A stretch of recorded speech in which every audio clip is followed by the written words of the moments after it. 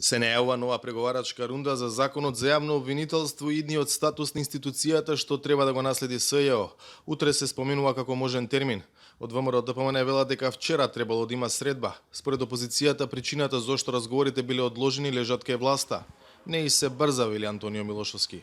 Нашето очекување е да се прифати она што СДСМ веќе го имаше начелно прифатено како концепт на 30 август оваа година, за потоа да ретерира од тој став и би очекувале СДСМ понатаму да не го пролонгира, да не купува време и да не го одолговлекува донесувањето на овој важен закон. Да има обвинител кој што е стручен, кој што е чесен, кој што има личен интегритет, кој што има повисок просек на факултет и кој што може да ја здобие довербата на јавноста и на политичките чинители во неговата работа.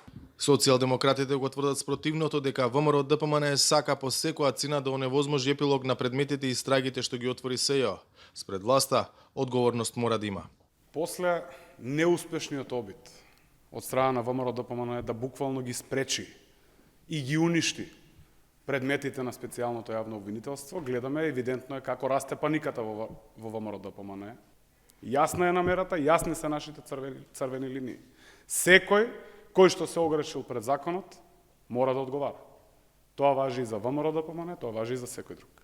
По неуспехот на лидерската средба и опозицијата поднесе свој предлог. Не бара ново СЈО, туку неговите надлежности да ги преземе актуелното обвинителство за организиран криминал, а при изборот на неговиот шеф, кој би можел да биде и обвинител или професор, да се вклучи и опозицијата и собранието. Во меѓувреме од јавното обвинителство информираат дека презеле 171 предмет од СЈО и дека четворица поранешни обвинители во СЈО, Фетај, Донев, Бубевски и Ристоска, продолжуваат да ги застапуваат предметите кои досега ги водеа. За Гласот на Америка, од Скопје, Владимир Мирчевски.